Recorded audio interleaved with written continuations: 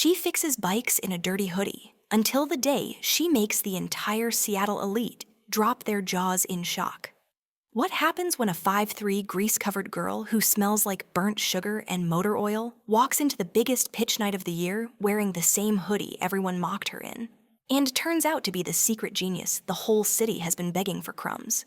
This is the true feeling stranger-than-fiction story of Sophia Nguyen, the nobody who was laughed at, humiliated in public, and written off as just a biker chick.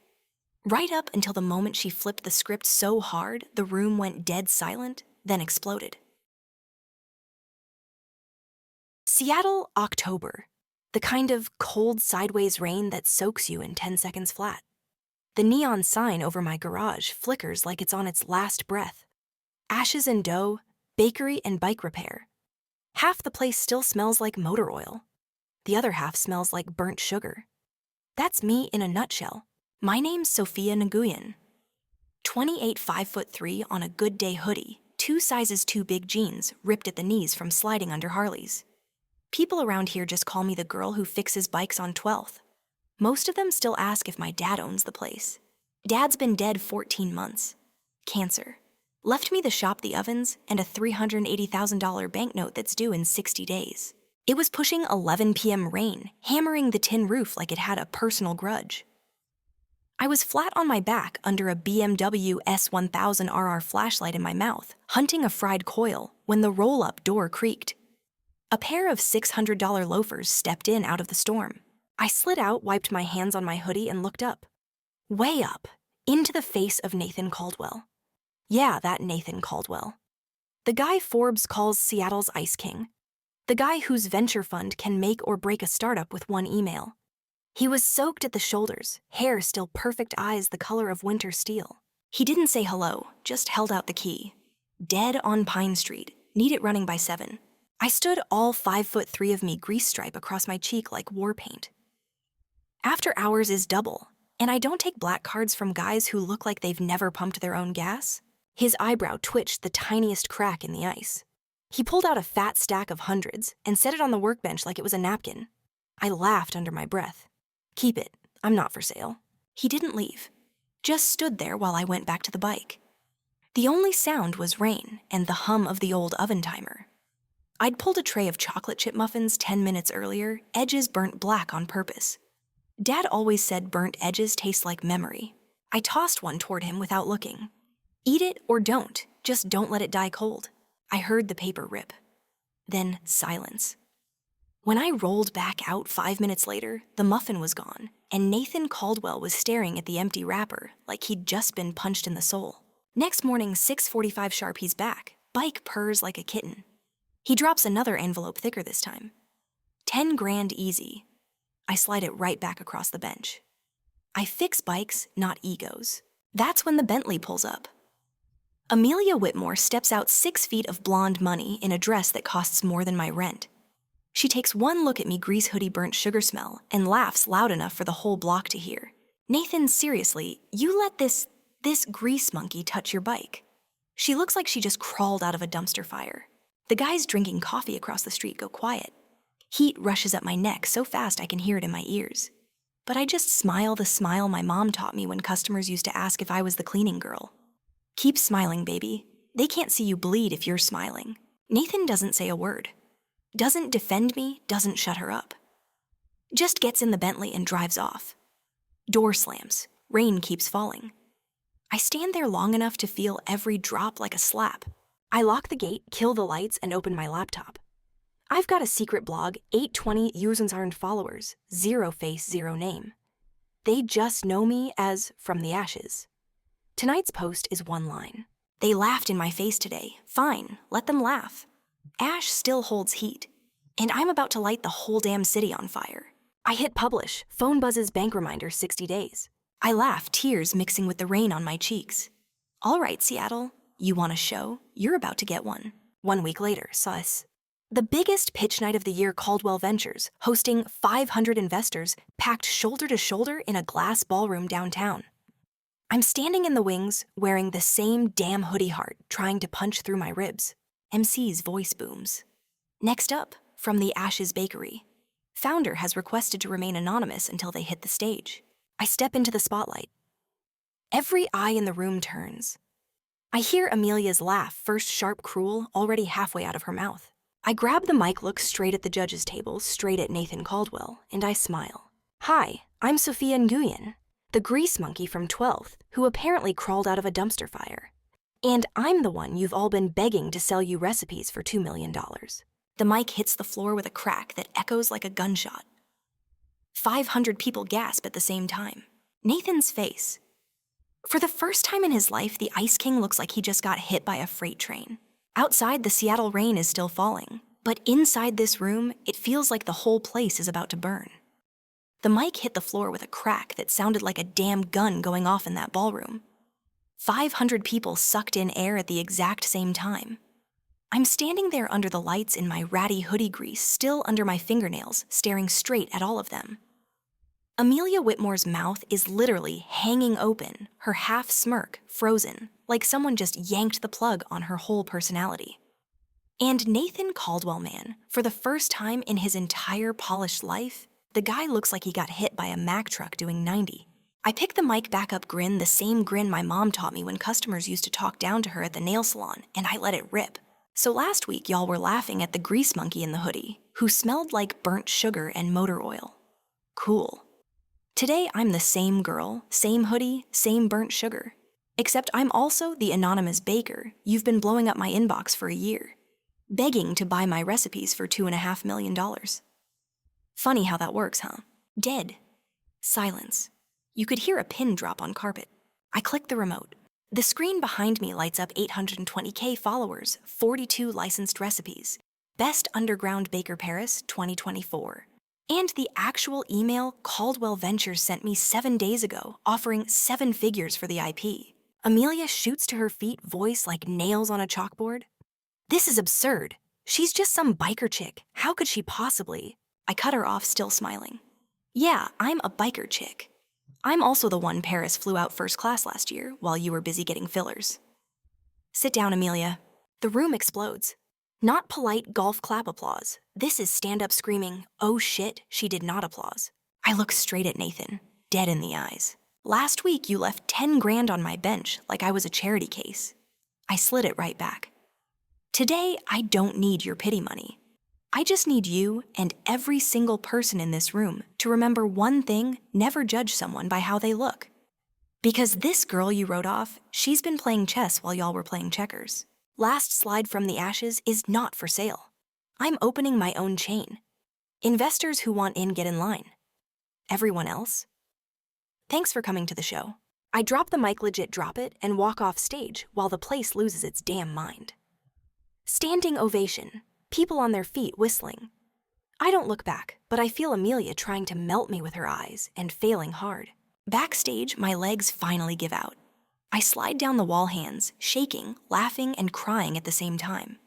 My phone's blowing up bank friends, random VCs begging for meetings. I ignore all of it except one text. Nathan Caldwell, can we talk alone? I snort, type back, little late for conversation, Ice King. But here's the thing. I'm pissed he stayed silent when Amelia humiliated me. Still, I keep replaying the way he ate that burnt muffin like it was the best thing he'd ever tasted. I hate that I'm curious. I hate that part of me wants to hear what he has to say. That night, I'm back in the garage doors, rolled up rain still coming down in sheets. I fire up Dad's old deck oven and bake a tray of those same burnt-edge chocolate chip muffins. When they come out, I just sit on the concrete and lose it full ugly cry because it finally hits me I did it. I actually did it. Knock on the metal door. I wipe my face on my sleeve and yank it open. Nathan's standing there in a plain gray crewneck hair, wet, no suit, no armor. He looks human. He clears his throat. I froze that day. When Amelia said that shit, I froze. I've spent my whole life staying quiet to stay in control, and I screwed up. Today you showed me silence can be the worst kind of violence. I'm sorry. He holds out an envelope, small this time, not thick. It's not cash, it's an apology. And a fair investment term sheet, no charity. Just respect. I open it, one sheet handwritten. I was wrong, you're fire. Let me stand in the heat instead of trying to put it out. Nathan, I stare at it. My eyes burn again. Then I do the last thing I expect. I step aside and jerk my head toward the oven. You want to make it right, get in here. Apron's on the hook. You're burning a tray of muffins with me. Screw them up and you're buying the next 10 trays. He walks in without hesitation. I tie Dad's old apron around him, my fingers brushing his waist. He's shaking a little. I stand behind him, reach around to show him how to fold the batter. And for a second, the only sound is rain and our breathing. He mutters, "Life's a bitch, huh?" I laugh through the tears. Yeah. But sometimes she hands you the matches. The muffins come out perfect edges, burnt centers gooey, just like Dad taught me. Outside, Seattle keeps raining. Inside this beat-up garage, it finally feels warm. The week after I dropped the mic, literally Seattle turned into a circus with me as the main act. My phone didn't stop blowing up venture capitalists I'd never heard of, morning TV shows, some food empire in London offering 8 figures just to put my name on croissants. I had reporters camped outside the garage like I was Taylor Swift. For the first time in my life, people were tripping over themselves to give me money instead of laughing at the grease under my nails. But the hate came just as fast. Amelia didn't crawl into a hole and die like a normal person. She went nuclear. Anonymous sources started feeding stories to every blog that would listen. I'd stolen recipes from a dead French baker. My Paris Award was a pay-to-play scam. I was using my dad's death for sympathy points. The comments were brutal. Grown men calling me a diversity hire fraud. Women saying I slept my way into the spotlight. I sat on the cold concrete at 3 a.m. doom-scrolling chest, so tight I could barely breathe. Every word felt like a knife sliding in slow. Then the bank called. Real polite voice like they were doing me a favor. Miss Nguyen, given the controversy. We're willing to extend your foreclosure window, but only if you sell to one of our preferred buyers. Quickly. Translation, cash out cheap or we bury you. I almost did it. I swear to God, I almost took the safe 7-figure deal and ran. I sat at Dad's old workbench with the contract in front of me, pen in my shaking hand, thinking, this could end the nightmare. No more fighting, no more proving. Just quiet, just survival. I was this close to signing when Nathan walked in at midnight, soaked from the rain, holding a bottle of Maker's Mark like it was a peace offering. He didn't say anything for the longest time, just poured 2 glasses, slid one across the bench, and stared at the burnt muffins cooling on the rack. His knuckles were white around the glass. I can shut it all down, he finally said, voice raw. One call. Amelia's sources disappear. The stories die. I still have that kind of pull. I laughed, bitter and ugly. And what do you want in return, Nathan? My soul on a silver platter this time. He flinched so hard the whiskey sloshed. Nothing. I'm offering because I watched you almost break tonight and it's killing me. Because I stood there like a coward when she tore you apart in your own shop, and I've hated myself every second since. His voice cracked on the last word. I'd never heard him sound anything less than bulletproof. I wanted to scream at him. I wanted to throw the glass at the wall. I wanted to tell him he didn't get to swoop in now and play hero after staying silent when I needed him most. But when I looked up, his eyes were red jaw clenched so tight I could see the muscle jumping. He wasn't the Ice King right then. He was just a guy who'd screwed up and was drowning in it. I downed the whiskey in one burn. You don't get to save me, Nathan. I've been saving myself since I was 12 years old, changing oil so Dad could sleep after chemo. I know, he whispered. I know that. I'm not trying to save you. I'm trying to stand next to you while you save yourself. Because watching you fight alone is the worst thing I've ever felt. That hit harder than any insult Amelia ever threw. We sat there until the bottle was half gone, trading truths like punches. He told me how Amelia had been holding old dirt over half the board photos, emails, favors, to block any deal that wasn't hers. How she wanted me crushed so she could buy the brand for pennies and parade it around like she'd discovered me. How part of him had always known she was poison, but he'd stayed quiet because silence was easier than confrontation. He admitted he'd built his entire life on never showing weakness, and that night in the rain when she humiliated me, he'd frozen because defending me would have meant admitting he cared about someone the world saw as less. Every word felt like salt in a cut, but it was honest, and I was so tired of lies. By 4 a.m., we weren't drunk anymore. We were wired, furious, alive. We made a plan, not his plan, not my plan, our plan. Ugly, public, and airtight. 2 days later, I called the press to the garage. Cameras crammed the place, rain still hammering the roof like it was cheering me on. I stood in front of Dad's old oven hoodie, zipped to my chin, and I told the truth, every dirty offer, every smear, every tear I'd swallowed. Then I looked straight into the lenses and said, as of today, From the Ashes is partnering with Caldwell Ventures. 50-50, no acquisition, no takeover. Just 2 people who believe burnt edges taste better than perfection. Nathan stepped up beside me. Not in front of me, not behind me, beside me. He didn't smile for the cameras. He looked like a man ready to burn the world down and said cold and clear, anyone still spreading lies about Sophia Nguyen will have my legal team on their doorstep by sunrise. This ends now. The fallout was beautiful and brutal. By noon, Amelia's biggest investor bailed. By 3 p.m., her board demanded her resignation. By nightfall, she was trending worldwide for all the wrong reasons.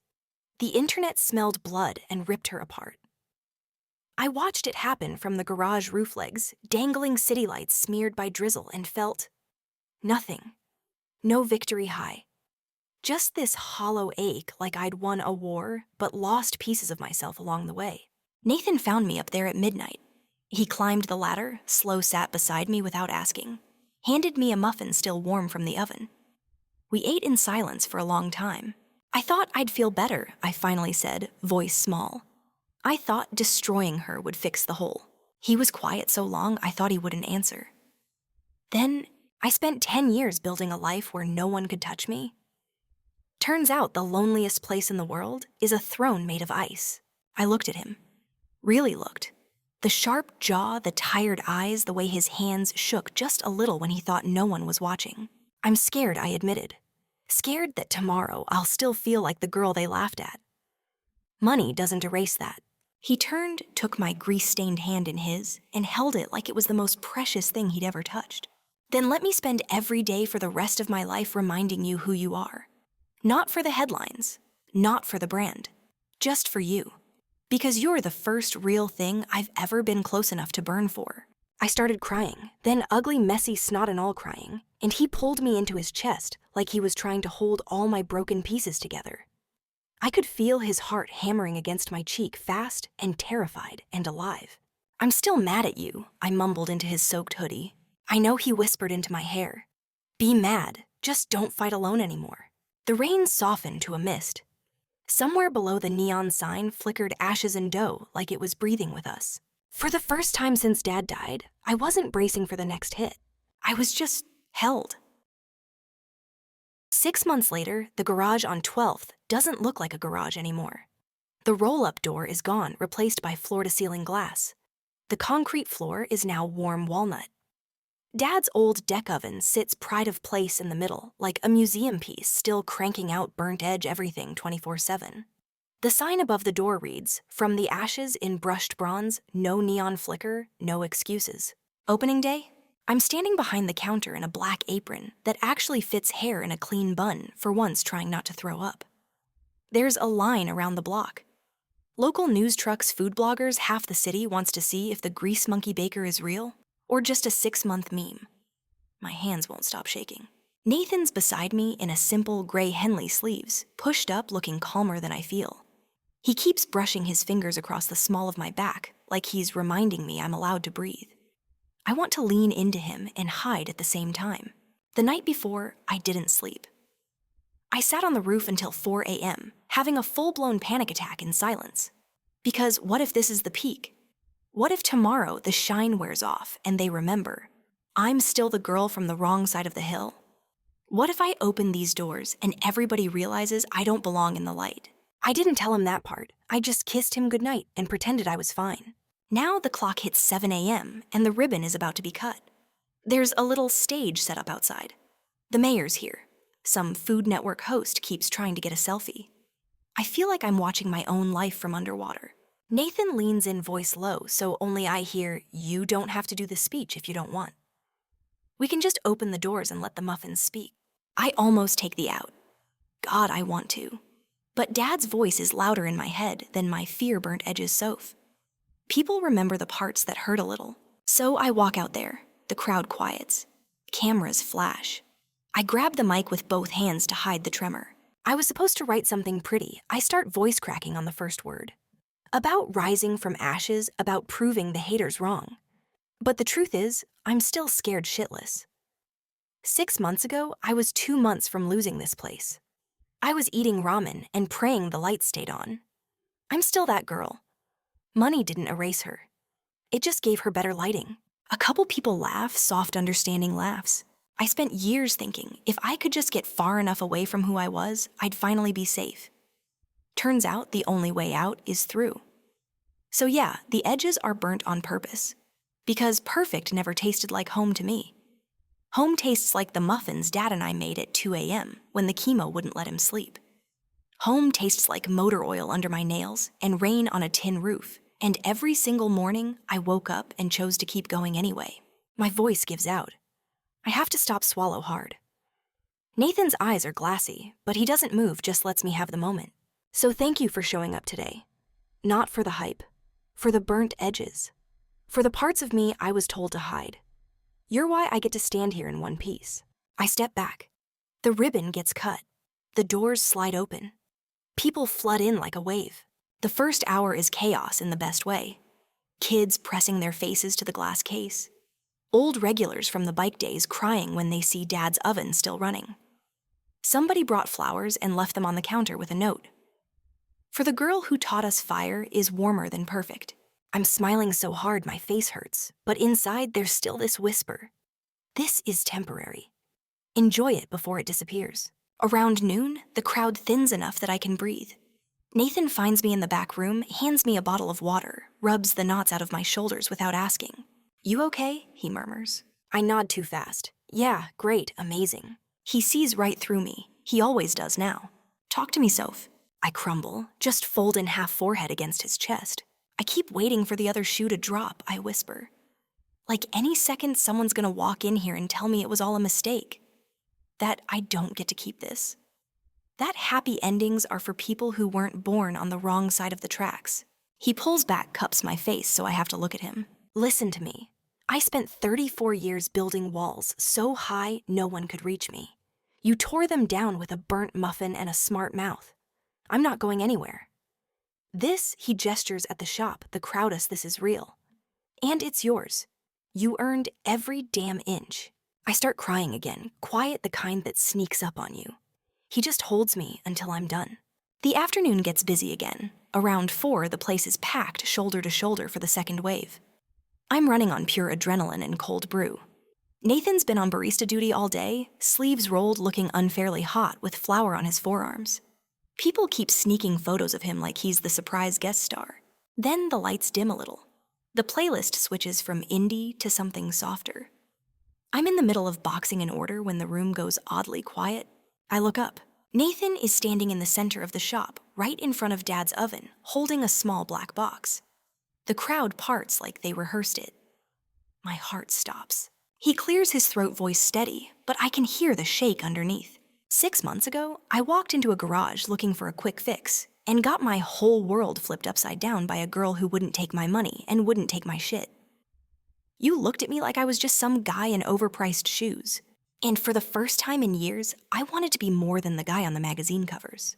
His eyes are locked on mine. Everyone else disappears. You taught me that strength isn't being untouchable. It's getting knocked down, crying on a rooftop at 3 a.m., and still opening the doors the next morning. You taught me burnt edges are where the real flavor lives. And I don't want to taste another day without you right there burning them with me. He drops to one knee. The room gasps like it's one organism. Sophia Nguyen, you're the best thing that ever happened to me. Grease stains, smart mouth, stubborn heart, and all. Marry me. Let me spend the rest of my life proving I'm worthy of the girl who rose from the ashes and still chose to let me stand in her fire. He opens the box. Inside is a simple rose gold ring with a tiny diamond shaped like a flame. I can't breathe. My hands fly to my mouth. Tears are already streaming. The whole shop is holding its breath. I manage one word cracked and perfect yes. The place erupts. People are screaming, crying, clapping. Someone starts chanting kiss kiss, and it catches like wildfire.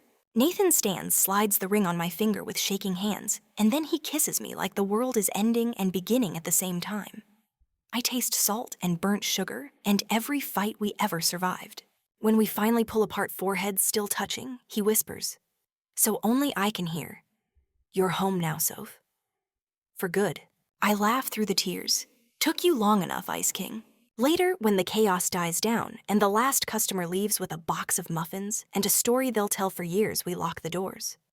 Just us, the hum of the old oven, and the soft glow of the new lights. I lean back against the counter, staring at the ring catching the light. I was so scared this morning, I admit. Scared I wouldn't fit the happy ending. He wraps his arms around me from behind, chin on my shoulder. "You don't fit it," he says. "You wrote it, with burnt edges and all." I turn in his arms, kiss him slow and sure. Outside Seattle, rain taps the windows like it's applauding. Inside, the girl from the ashes finally exhales. And for the first time in my entire life, I'm not waiting for the next hit. I'm just home. Here's the closing voiceover, the one that plays while the screen fades from the warm glow of the shop lights to soft Seattle rain on the window. You know, at the end of the day, this story isn't really about a bakery or a pitch deck or even a ring. It's about the quiet moment when someone looks at you, whether it's the way you dress, the color of your skin, the balance in your bank account, or the scars you carry and decides you're worth less. And it's about the louder moment when you finally look back and say, no, my value was never yours to decide. Sophia's journey taught me something I think a lot of us feel deep down, but rarely say out loud. Real gold doesn't fear the fire. It just comes out shining brighter. The people who stay silent when you're being torn down, the ones who profit from your doubt, the ones who smile while they hand you the broom instead of a chance. They're not evil most of the time. They're just scared. Scared of anyone who reminds them that worth isn't handed out with a trust fund or a perfect resume. And fear makes people cruel. But the flip side is true too. Courage is contagious. One person standing up, speaking truth, refusing to shrink, gives the rest of us permission to do the same. So if you've ever been counted out, talked over, or told your story, doesn't matter. Remember this. The fire that tried to burn you down is the same fire that proves how strong you really are. I learned that the hard way, and I'm still learning it every day. If something in this story hit close to home, drop a comment and tell me when was the moment you refused to stay small? Or when you wish you had. I read every single one, and your stories keep me going. And if it moved, you hit that like button, share it with someone who needs to hear their gold, and subscribe, so we can keep telling the kind of stories that remind us who we really are when the lights are off and the crowd is gone. Until next time, may your edges stay a little burnt, may your heart stay soft, and may you always know the fire was never meant to destroy you. It was only clearing space for who you were becoming. Take care of each other out there. I'll see you in the next one.